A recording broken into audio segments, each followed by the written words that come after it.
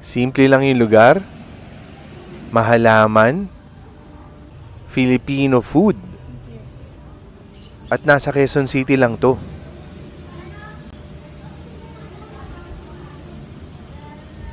Nakaka-relax yung area. At saka straight up walang arte yung serving ng pagkain. Kung namimiss mo na kumain ng nagkakamay, mag-ready ka na, pupunta tayo sa Gubat dito sa may Quezon City. Nagsimula sa patikim-tikim. Gubat, yung first branch nila, matunog na matunog yun sa may CP Garcia, malapit sa UP.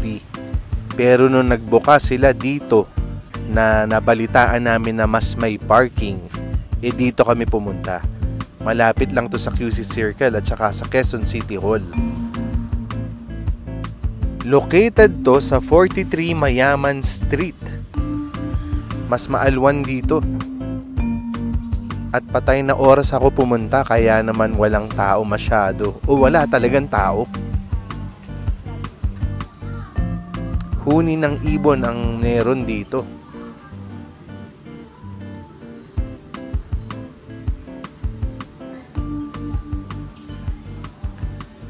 Silipin na nga natin yung menu nila.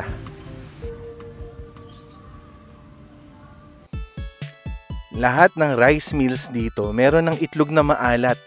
Tapos adobo rice. Nilalagyan na nila na sabaw ng adobo yung white rice. At may libre ng paku salad. Meron ding konting mga pasta, pero mostly talagang Filipino dishes talaga. Ito na yung order kong adobo. Maganda yung marbling. Maganda yung piyesang ginamit. At saka hindi siya yung matoyo at masabaw, kaya madali siyang kamayin. Si Mrs. Dizon naman, mahilig siya sa mas healthy, kaya pritong isda ang in-order niya. Blue marlin to. Ma-pepper, sakto lang yung portion. Pero nagustuhan niya yung lasa nito. Tapos yung panggitna namin, umorder ako ng halabos na hipon. Ito very buttery. Tapos sariwa naman yung hipon. Wala akong masasabi, masarap to. Yung buro, sinubukan ko. Nagulat lang ako na hindi siya katulad nung nasa Pampanga na basa. Mas gusto ko sana yung ganung klase. Pero dahil available to dito, okay na rin. Para lang sa kaalaman ng lahat, wala ditong kutsara tinidor. Talagang magkakamay kayo. At saka nakaserve siya sa dahon ng saging. Yun naman talagang ipupunta mo dito eh. Kompleto talaga yung experience. Meron pang turon na may ice cream on top. Tapos may leche flan. Tapos yung overall lasa, simple lang, walang pinapatunayan. Hindi siya parang niluto ng chef. Parang pang Pinoy lang talaga.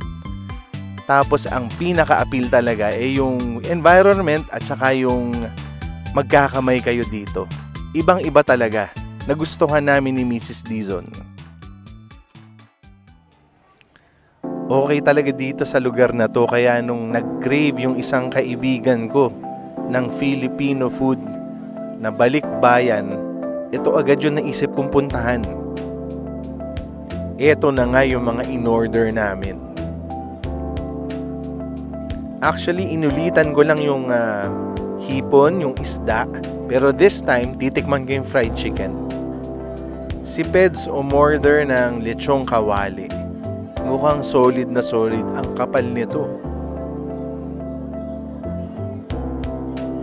Tapos si Glenn naman, yung balikbayan.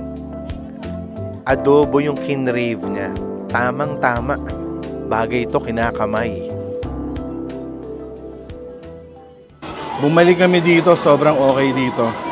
Mas matao lang ngayong gabi. Pero syempre, patay na oras kasi yung unang punta. Masarap yung fried chicken. Actually, mukhang masarap lahat kasi nakakasarap yung vibe. Aminin nyo man at hindi, pag maganda yung environment, heightened yung taste buds mo eh. Plus, every meal meron siya nung pako. Talagang solid talaga dito. Ang sarap magkamay. Inulitan ko yung hipon. Sobrang okay na to. Tapos si Glenn tinry niya adobo. Galing siya US. Diba? Best place to have adobo. Nagkakamay ka. Si Peds, ang sarap nung ano niya, yung lechong kawali. Perfect eh, no? Sarap. Wala kang marireklamo. Tapos, ang pinag-uusapan namin, ano ba yung meron tong area na to? Sabi na, sana meron sa lugar namin. Ang naisip ko, mula bata pa ako, merong QC vibe. So, very Quezon City yung vibe na to. Hindi ko ma-explain ko ano. Open air, ano lang, diretso lang na wala ng arte-arte kain, hindi mahal. So, yun yung vibe na ano ko. Para ka na nasa UP. Pumasok ka ng campus na open air lang, ganyan, walang gate. Medyo ganun yung dating dito. Okay, mabalik naman tayo sa lasa.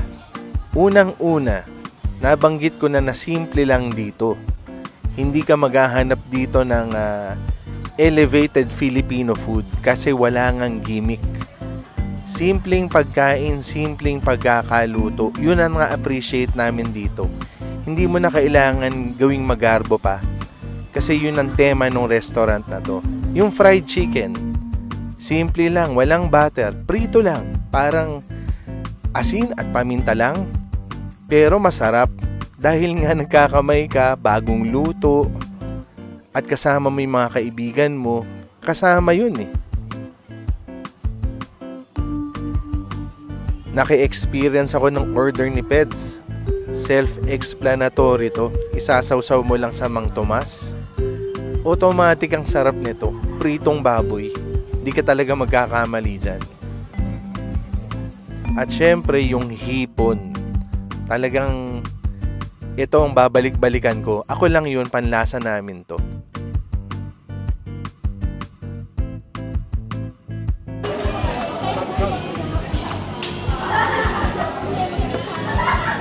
Calamansi juice panalo.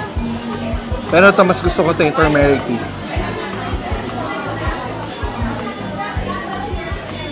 Luyang dilaw na tsaa. Sarap.